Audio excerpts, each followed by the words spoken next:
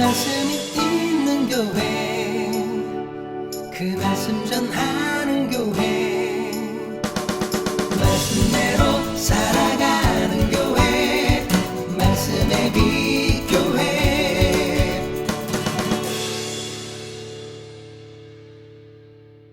그리스도의 나심입니다. 성탄절이죠. 먼저 이렇게 인사해야 되죠. 메리 크리스마스, 메리 크리스마스. 펠리스 나비다드라고도 하죠. 그 어느 나라 말이죠? 불어로는 어떻게 인사하고 노엘이라고도 하고요. 메리 크리스마스, 즐거운 성탄입니다. 성탄절은 우리 기독교에서 부활절과 더불어서 가장 중요하게 여기는 절기 중에 하나죠. 그리스도의 탄생을 기념하는 절기가 바로 이 성탄절입니다. 예수님의 나심, 예수 그리스도의 나심입니다. 복음서에 여러 예수님의 나심에 관한 기록이 있지만 예수 그리스도의 나심이라고 기록한 본문이 가장 세밀하게 기록하고 있는 본문입니다. 자, 오늘 본문 예수 그리스도의 나심에 대한 기록입니다. 18절 말씀 함께 다시 한번 읽어보겠습니다. 18절입니다. 시작. 예수 그리스도의 나심은 이러하니라. 그의 어머니 마리아가 요셉과 약혼하고 동거하기 전에 성령으로 잉태된 것이 나타났더니. 아멘. 예수 그리스도의 나심에 관한 기록이죠.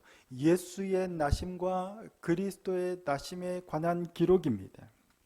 그리스도로 오신 예수님의 탄생에 관한 기록이 오늘 본문입니다. 어머니 마리아가 요셉과 약혼했지만 아직 결혼하지 않고 동거하지 않았는데, 동침하지 않았는데 잉태된 것이 나타났다는 거예요. 그러니까 약혼을 했는데, 그러니까 우리나라와는 약간 문화가 좀 다르긴 합니다. 아직 결혼해서 집으로 데려오지는 않았는데, 요셉이 동침하지 않았는데 마리아가 임신한 사실이 드러난 거예요. 가장 당황하고 당혹스러운 사람이 누구일까요? 요셉이겠죠. 마리아야 천사가 나타나서 본인이 인정을 하고 잉태됐기 때문에 알고 그런 거지만, 전혀 모르고 이 사실을 알게 된 요셉은 엄청나게 당혹스러운 사이죠. 나랑 내 약혼녀가 아직 나와 상관없이 아이를 가졌다는 건 뭐예요? 다른 남자와 어떤 관계를 맺었다는 얘기잖아요. 부적절한 관계를 가졌다는 거예요. 당시 이스라엘 법도에 따르면 이런 여인은 끌려나가서 돌로 쳐서 죽여야 합니다. 하지만 요셉은 의로운 사람이었습니다. 제일 화가 나는 사람이 본인이었을 텐데 의로운 사람이라 가만히 끊고자 했다라고 본문이 기록합니다. 자, 19절입니다. 그의 남편 요셉은 의로운 사람이라 그를 드러내지 아니하고 가만히 끊고자 하여. 무슨 말인가요? 화가 제일 많이 날 사람일 텐데 저 같았으면 당장에 찾아가가지고 도대체 뭔 짓을 했냐, 무슨 일이냐 불러다가 자초지종 확인을 하면서 어찌됐든 법대로 하지 않았을까 싶어요. 근데 요셉은 그리 안 했다는 거예요. 화가 났을 텐데도 가만히 끊고자 한 거예요. 그냥 그녀와 파혼을 하되 당신이 알아서 하라. 마리아와의 관계를 가만히 끊으려고 했던 겁니다. 이를 성경은 의로운 사람이다 라고 표현하고 있죠. 그러니까 분을 내기보다는 관계를 정리하려고 한 겁니다. 그의 마음입니다. 요셉이 그렇게 생각할 때 천사가 꿈에 나타나서 요셉에게 말합니다. 마리아 데려오기를 두려워하지 마라. 네 약혼녀 마리아가 잉태한 건 성령으로 된 거야. 다른 남자와 부적절한 관계에서 잉태한 게 아니라 성령으로 잉태한 거니까 데려오라고 그래요. 그리고 그가 아들을 낳을 텐데 이름을 뭐라고 하라고 그래요? 예수. 예수의 뜻이 뭐예요?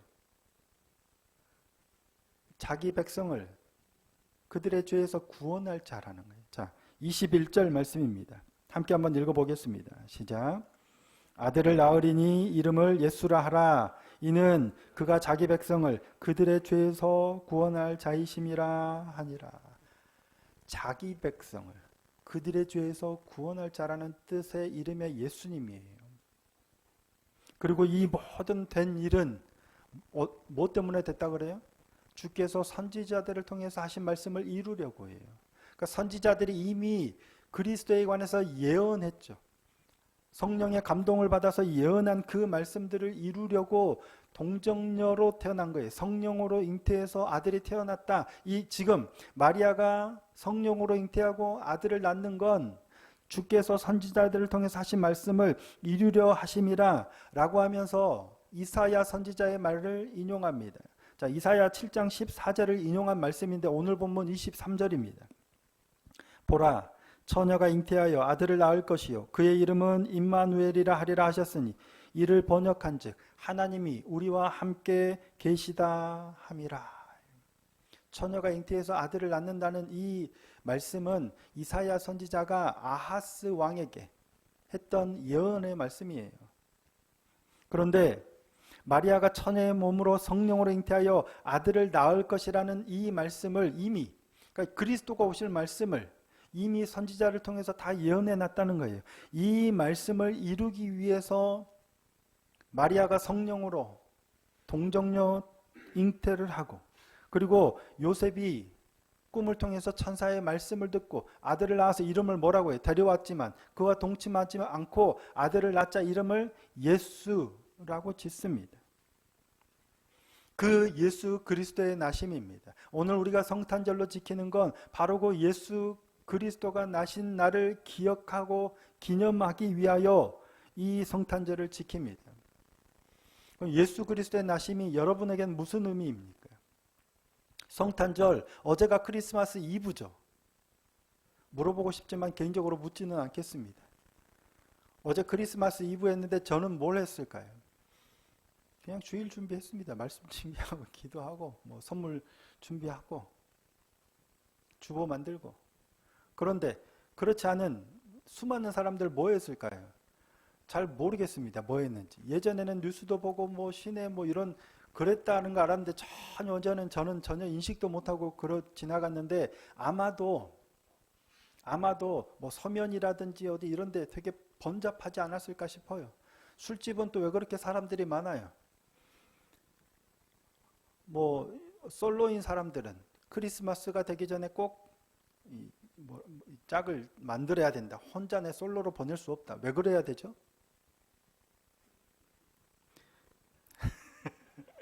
크리스마스가 무슨 날인데 그래야 되는 거예요? 전혀 상관없는 거잖아요.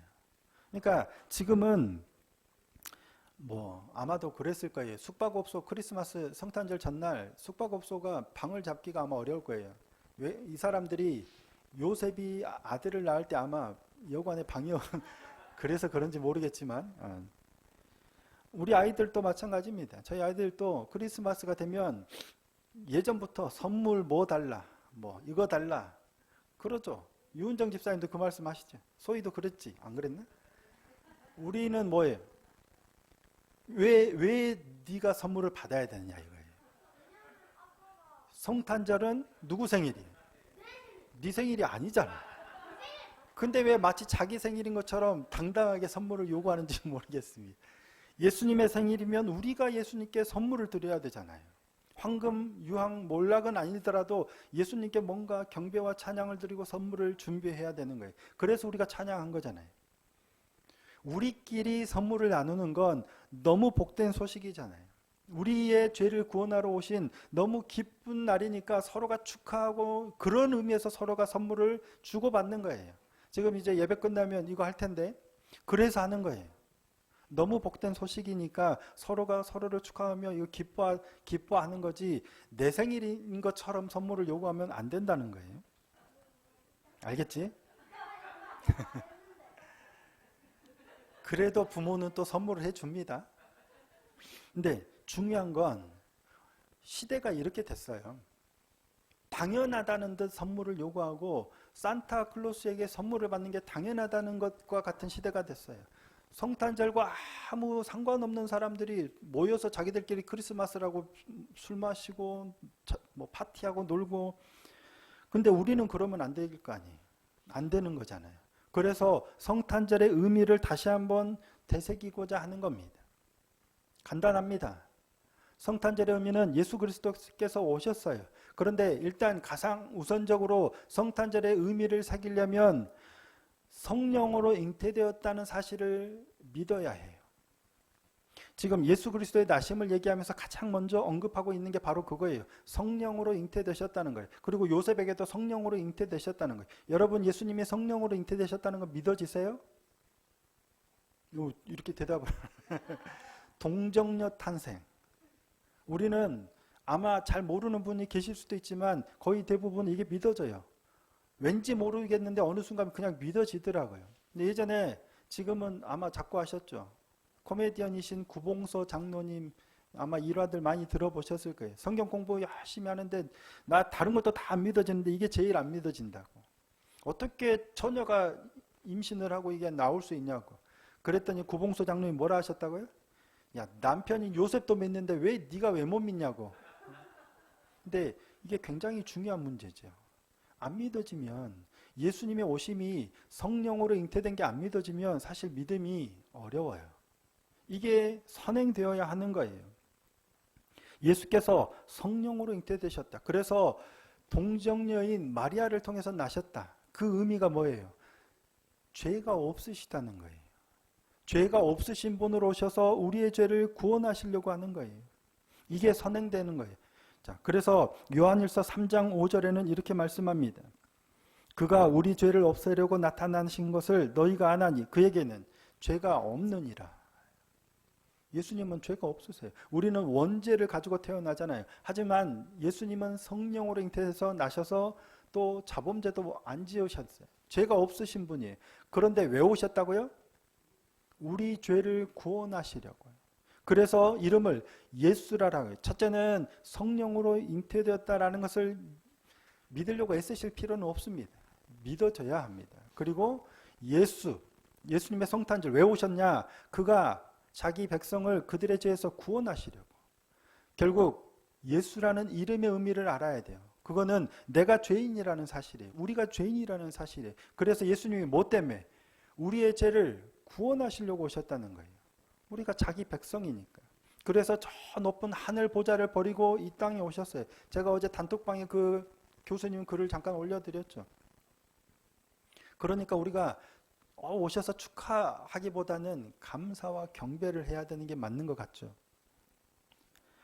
예수님은 성령으로 잉태돼서 우리의 죄를 구원하러 오셨어요. 그리고 세 번째는 임마누엘이래요. 임마누엘이 뭐예요? 하나님이 우리와 함께 계시다.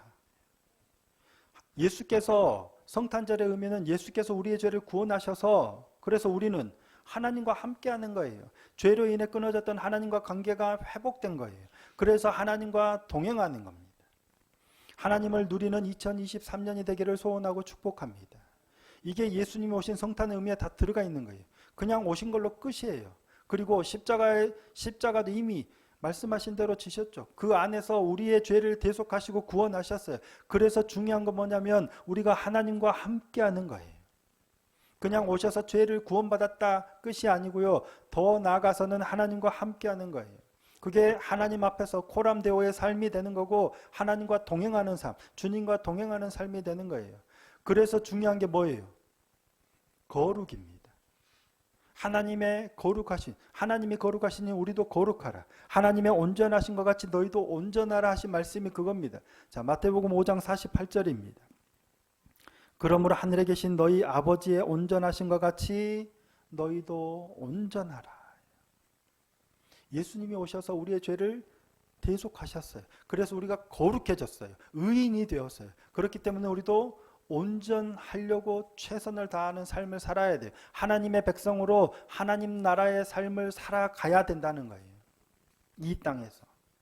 이게 성탄절에 우리가 더 깊이 새겨야 될 말씀입니다. 믿어진다면 우리의 죄를 대속하셨다는 죄의 구원의 문제를 더 깊이 인식하고 그로 우리 개인 구원에서 끝나는 게 아니라 우리의 삶이 하나님 나라를 회복하고 이루어가는데 거룩하게 사용되어져야 한다라는 말씀입니다. 그런 의미에서 제가 두 가지를 제안하고 싶습니다. 하나는 멀리 이미 우리 동기 목사님이 하고 계시는데 비타민C를 후원하는 역할을 하고 있어요. 거기에 우리도 동참했으면 좋겠습니다. 성탄 헌금이 얼마가 들어올지 모르겠지만 이 헌금은 좀 이런 데 좀 나눴으면 좋겠습니다. 그래서 그곳으로 한 군데 흘려보내고 또 한 군데는 함께 사역했던 한 목사님께서 또 장애인 사역을 또 하세요. 그래서 그 교회에도 함께 좀 얼마가 될지는 모르겠지만 장애인들이 목회자들이 이렇게 점자책이 없어요. 그래서 공부하는데 너무 어렵다고 해요. 그래서 점자책을 만드는데 지금 모금을 펀딩하고 있거든요. 그래서 우리 교회도 좀 참여했으면 좋겠다 싶습니다. 이게 얼마나 도움이 될지는 모르겠지만 흘러온 하나님의 은혜를 우리도 좀 흘려보내는 그러한 통로가 됐으면 좋겠다 하는 차원에서 뭐 반대하시는 분이 계시면 하지는 않겠습니다. 말씀 반대 나는 거기 반대입니다 하시는 분은 나중에 예배 끝나고 개인적으로 말씀해 주시면 정말로요 하지 않겠습니다. 하지만 마음이 있으시다면 함께 이렇게 또 사용하려고 하니까 함께 이러한 일들이 더 많아졌으면 좋겠습니다. 우리 교회도 아직 자립이 아니지만 그게 중요한 게 아니라 함께 더불어 함께 하나님의 나라를 이루어가고 살아가는 게 우리가 바르게 걸어가야 될 길이 아닌가 싶습니다. 내년 한 해, 올 한 해 이제 일주일 남았고 내년 한 해 2023년 더욱더 예수 성탄절 오심 예수라는 이름에서 멈출 것이 아니라 임마누엘을 더 깊이 나누고 누리는 그러한 복된 한 해가 되기를 예수님의 이름으로 축복합니다.